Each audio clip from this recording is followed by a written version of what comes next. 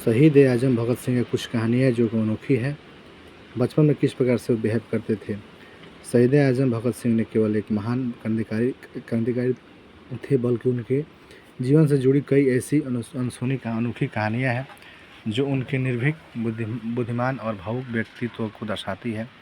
यहाँ उनके जीवन से जुड़ी कुछ प्रमुख कहानियाँ और तथ्य दिए गए हैं। बचपन में जब 5 साल के थे, एक बार जब भगत सिंह अपने पिता के साथ खेत में थे तो उन्होंने मिट्टी में तिनके गाड़ना शुरू किया।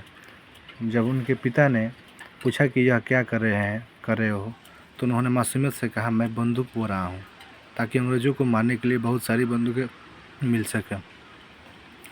जालियांवाला बाग हत्याकांड 1919 में जब जालियांवाला बाग हत्याकांड हुआ तो भगत सिंह की उम्र केवल 12 वर्ष थी।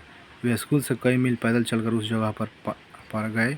वहाँ की खून से सनी मिट्टी को एक शीशी में भरकर घर ले आए, जिससे वे अपने देशभक्ति की प्रेरणा मानते थे। गांधी जी की असहयोग आंदोलन से जुड़ा। महात्मा गांधी के असहयोग आंदोलन से प्रेरित होकर भगत सिंह ने 13 साल की उम्र में सरकारी स्कूल छोड़ दिया था और विदेशी कपड़ों की होली जलाई थी।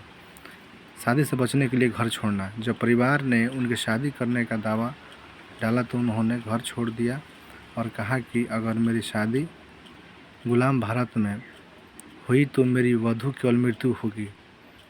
इसके बाद वे कानपुर में क्रांतिकारी गणेश शंकर विद्यार्थी के साथ रहने लगे। जल भरी भगत सिंह का पेन नाम। जेल में रहते हुए भी वे पढ़ाई और लेखन में लगे रहते थे। वे बलवंत, रंजीत और विद्रोही जैसे जज नामों का इस्तेमाल करके अखबारों के लिए लिखते थे। जेल में भूख हड़ताल। भगत सिंह और उनके साथियों ने जेल में भारतीय कैदियों के साथ होने वाले भेदभाव के खिलाफ 116 दिन तक की लंबी भूख हड़ताल की थी। यह भारत में सबसे लंबी भूख हड़तालों में से एक थी। फांसी से पहले की आखिरी इच्छा। अपनी फांसी से ठीक पहले उन्होंने लेनिन की जीवनी पढ़ने की इच्छा जताई थी। जब वह पढ़ रहे थे तो जल्लाद ने कहा कि समय हो गया है, तो उन्होंने कहा, ठहरिए, एक क्रांतिकारी दूसरे क्रांतिकारी से मिल तो ले। अनोखा व्यक्तित्व। वे केवल बंदूक चलाने वाले क्रांतिकारी नहीं थे, बल्कि वे एक दार्शनिक और लेखक भी थे। उन्होंने मैं नास्तिक क्यों हूँ, छूत समस्या और विद्यार्थी और राजनीति जैसे विषयों पर गहरे लेख लिखे हैं।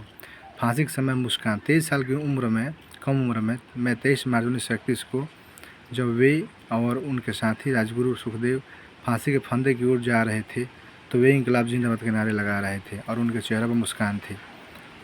इन कहानियों से पता चलता है कि भगत सिंह का देश के प्रति प्रेम निस्वार्थ और अदम्य था। धन्यवाद।